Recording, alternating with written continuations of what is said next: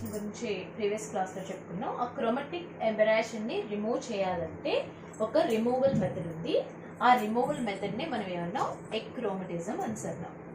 So the removal or minimization of chromatic aberration is called as achromatism. Chromatic aberration ని minimize చేసే లేదా complete గా remove చేసే ఆ మెథడ్ నే, ఆ సొల్యూషన్ నే ఎక్రోమటిజం అని అంటాము. సో అయితే ఎక్రోమటిజం మనం 2 కేసెస్ లో ఫామ్ చేయొచ్చు.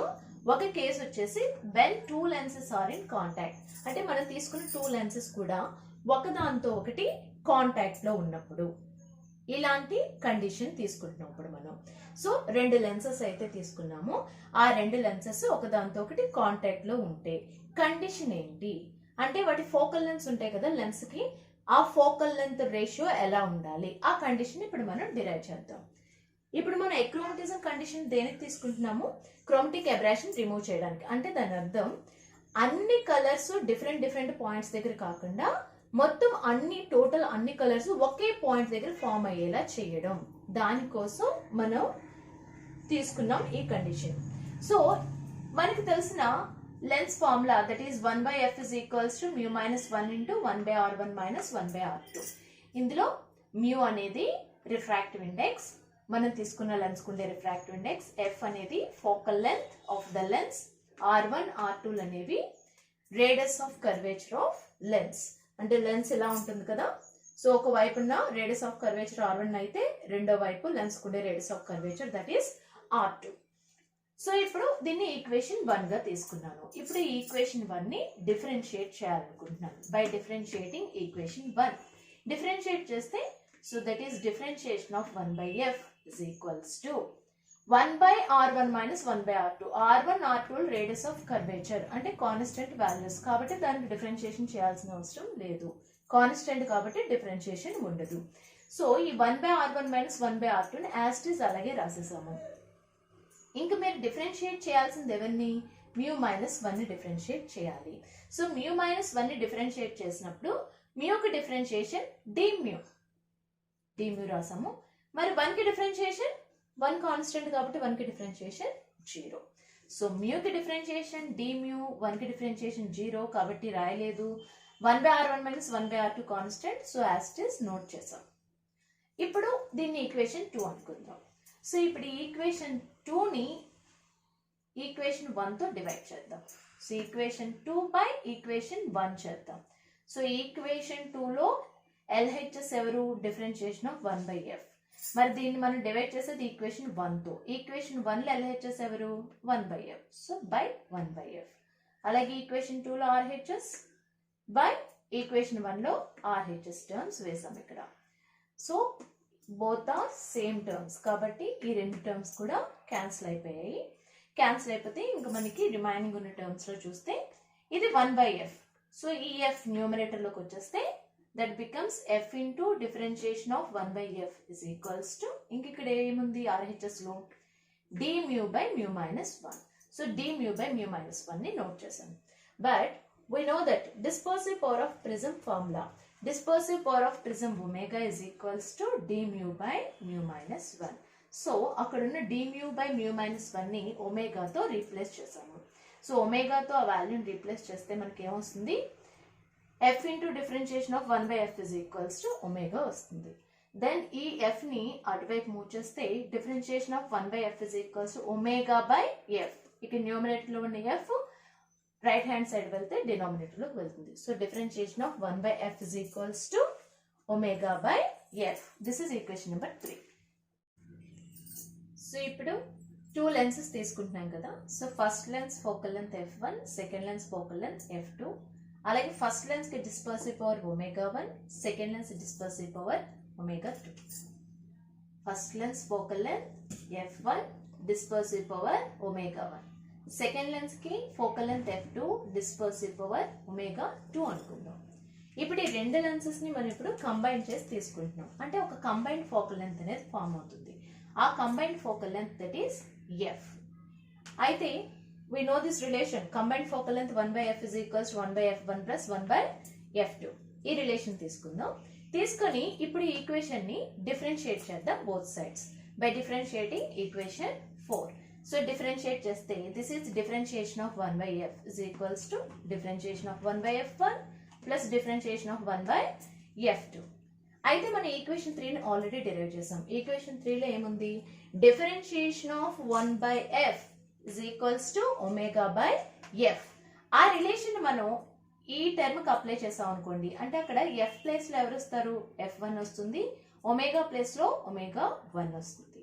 Then this term becomes differentiation of 1 by f1 is equals to omega 1 by f1. అలాగే ఈ టర్మ్ కి అప్లై చేస్తే ఈక్వేషన్ 3 ని differentiation of 1 by f2 is equals to omega 2 plus f2. ఇప్పుడు ఈ 2 టర్మ్ వాల్యూస్ ని ఈ ఈక్వేషన్ లో సబ్స్టిట్యూట్ చేద్దాం. సబ్స్టిట్యూట్ చేస్తే మనకు వచ్చేది differentiation of 1 by f is equals to omega 1 by f1 plus omega 2 by f2. అయితే ఇది ఎక్రోమటిజం కండిషన్. ఇదంతా దేని గురించి చేస్తున్నాము, అన్ని కలర్స్ ఒక దగ్గర ఫామ్ అవ్వడానికి. అన్ని కలర్స్ ఒక దగ్గర ఫామ్ అయినప్పుడు ఫోకల్ లెంత్ ఎలా ఉంటుంది, అన్ని కలర్స్ కి కూడా సేమ్. That means constant. అది రెడ్ అయినా వైలెట్ అయినా ఎల్లో అయినా అన్ని కలర్స్ కి ఒకే ఫోకల్ లెంత్ ఫామ్ చేస్తున్నాము అంటే ఫోకల్ లెంత్ కాన్స్టెంట్ అని అర్థం, కంబైన్డ్ ఫోకల్ లెంత్. సో ఇక్కడ రెండు లెన్సెస్ మనం తీసుకున్నప్పుడు వచ్చే resultant combined focal length constant అవ్వాలి. That is the condition for achromatism. So f ఇప్పుడు కాన్స్టెంట్ అయితే f is constant. Here f is constant. So f constant కాబట్టి f కి గాని 1 by f కి గాని డిఫరెన్షియేషన్ ఏమైపోతుంది, 0. So this term becomes 0. So ఈ టర్మ్ వాల్యూ 0 గా నోట్ చేసాము. So the equation is 0 is equals to omega 1 by f1 plus omega 2 by f2. So omega 1 by f1 plus omega 2 by f2 is equals to 0. Equation derive చేసాము. So ఇప్పుడు ఈ term ని అటువైపు move చేస్తే it becomes minus term, negative term గా మారుతుంది. So minus omega 2 by f2. So ఇప్పుడు f1 ని అటువైపు మూవ్ చేసి omega 2 ని ఇటువైపు మూవ్ చేస్తే then f1 by f2 is equals to minus omega 1 by omega 2. అంటే ఇది మనకి ఏ కండిషన్ ఫామ్ చేస్తుంది, మనం తీసుకునే లెన్సెస్ యొక్క focal lens ratio f1 f2 ratio దేనికి ఈక్వల్ గా ఉండాలి, వాటి డిస్పర్సివ్ పవర్స్ రేషియోకి ఈక్వల్ గా ఉండాలి. అలాంటి 2 లెన్సెస్ మాత్రమే క్రోమాటిక్ అబెరేషన్ ని రిమూవ్ చేయగలవు. దాన్నే ఎక్రోమాటిక్ డబ్లెట్ అంటాము. ఎక్రోమాటిక్ డబ్లెట్ అంటే 2 లెన్సెస్ ఎక్రోమటిజం కండిషన్ ని ఫామ్ చేస్తున్నాయి కాబట్టి దాన్ని ఎక్రోమాటిక్ డబ్లెట్ అని అంటాము. సో కండిషన్ ఏంటి, 2 లెన్సెస్ కి సంబంధించిన ఫోకల్ లెన్స్ రేషియో అనేది వాటి డిస్పర్సివ్ పవర్స్ రేషియోకి ఈక్వల్ గా ఉండాలి. ఇది 1/2 అయితే ఈ వాల్యూ కూడా 1/2 అవ్వాలి. ఇది 1/4 అయితే ఈ వాల్యూ కూడా 1/4 గానే రావాలి. అండ్ ఇక్కడ ఇంకో సైన్ ఉంది, నెగిటివ్ సైన్ వచ్చింది. ఏంటి ఈ నెగిటివ్ సైన్ సిగ్నిఫికెన్స్ అంటే ఫోకల్ లెన్స్ రేషియో నీకు నెగిటివ్ వాల్యూ ఇస్తుంది. అంటే దీని అర్థం ఒక ఫోకల్ లెంత్ పాజిటివ్, ఇంకో ఫోకల్ లెంత్ నెగిటివ్. అంటే పాజిటివ్ ఫోకల్ లెంత్ ఉన్న లెన్స్ ఒకటి, నెగిటివ్ ఫోకల్ లెంత్ ఉన్న లెన్స్ ఒకటి. పాజిటివ్ ఫోకల్ లెంత్ ఉన్న లెన్స్ ఎవరు, కాన్వాక్స్ లెన్స్. నెగిటివ్ ఫోకల్ లెంత్ ఉన్న లెన్స్ ఎవరు, కాన్కేవ్ లెన్స్. అంటే రెండు కాన్వాక్స్ కాదు, రెండు కాన్కేవ్ కాదు, ఒక కాన్వాక్స్ ఒక కాన్కేవ్ రెండింటి కాంబినేషన్ ని తీసుకోవాలి అని మీకు ఇక్కడ ఇండికేషన్. ఈ నెగిటివ్ సైన్ సిగ్నిఫికెన్స్ అది. So f1 by f2 is equals to minus omega 1 by omega 2. One is convex and another one is concave. This is called achromatic doublet. So ఇప్పుడు ఎక్రోమటిజం లో ఫస్ట్ కేస్ ని discuss చేసాము. So when 2 lenses are in contact, రెండు lenses ఒకదాంతో ఒకటి contact లో ఉన్నప్పుడు. Second case when 2 lenses are separated by distance. In case 2 lenses ని మనం సెపరేట్ చేస్తే, ఇలా సమ్ డిస్టెన్స్ లో సెపరేట్ చేస్తే ఈ 2 lenses ని, సో ఈ 2 lenses మధ్య ఉండే ఈ డిస్టెన్స్ ని x అనుకుందాం. సో అయితే ఇప్పుడు ఈ x ఎంత డిస్టెన్స్ తీసుకోవాలి, 2 lenses మధ్య సెపరేషన్ ఎంత ఉన్నప్పుడు, డిస్టెన్స్ ఎంత ఉన్నప్పుడు క్రోమాటిక్ అబెరేషన్ అనేది రిమూవ్ అవుతుంది. అంటే మనం ఇప్పుడు ఈ 2 lenses మధ్య ఉండే డిస్టెన్స్ x ని ఫైండ్ అవుట్ చేయాలి. సో అయితే ఇప్పుడు మనం అగైన్ 2 lenses తీసుకుంటున్నాం, బట్ ఈసారి రెండు లెన్సెస్ కాంటాక్ట్ లో లేవు, సెపరేట్ బై ఏ డిస్టెన్స్. కాబట్టి x అనే టర్మ్ కూడా ఇన్వాల్వ్ అవుతుంది ఫోకల్ లెంత్ ఫార్ములాలో.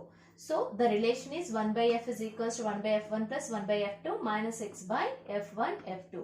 2 lenses సెపరేట్ అయి ఉన్నప్పుడు కంబైన్డ్ ఫోకల్ లెంత్ రిలేషన్ ఇది. సో ఇప్పుడు ఈ ఈక్వేషన్ 1 ని డిఫరెన్షియేట్ చేద్దాం ఆన్ బోత్ సైడ్స్. డిఫరెన్షియేట్ చేస్తే ఇటువైపు differentiation of 1 by f is equals to differentiation of 1 by f1 plus differentiation of 1 by f2. అయితే ఇక్కడికి వచ్చేసరికి x డిస్టెన్స్ కాన్స్టెంట్, x అనేది కాన్స్టెంట్. అయితే మీరు ఇక్కడ ఎవరిని డిఫరెన్షియేట్ చేయాలంటే 1 by f1 f2 ని డిఫరెన్షియేట్ చేయాలి. 1 by f1 ని u అనుకుందాం, 1 by f2 ని v అనుకుందాం. We know the formula differentiation of uv is equals to uv dash plus vu dash. So ఇక్కడ ఈ కేసులో u ఎవరు v ఎవరు అంటే u ని 1 by f అనుకుందాము, v ని 1 by f1 and v is equals to 1 by f2 అనుకుందాం. సో ఇప్పుడు ఈ uv ఫార్ములాని దీనికి అప్లై చేస్తే, ఈ టర్మ్కి అప్లై చేస్తే x constant x by first 1 by f1 అంటే u ని కాన్స్టెంట్ ఉంచాము, v కి డిఫరెన్షియేషన్ v అంటే 1 by f2, so differentiation of 1 by f2. అలాగే సెకండ్ టర్మ్ వచ్చేసరికి మైనస్ x బై f2. ఈసారి మనం డిఫరెన్షియేట్ చేయాల్సింది u ని, u అంటే ఎవరు 1 by f1, so differentiation of 1 by f1. అయితే ఇక్కడ మనకి ఎక్రోమటిజం కాబట్టి ఎక్రోమటిక్ కండిషన్ లో ఎప్పుడు కూడా combined focal length value constant అవ్వడానికి మనం చేస్తున్నాము. సో f కాన్స్టెంట్ అయింది అంటే 1 by f కూడా కాన్స్టెంట్, కాన్స్టెంట్ కి డిఫరెన్షియేషన్ 0.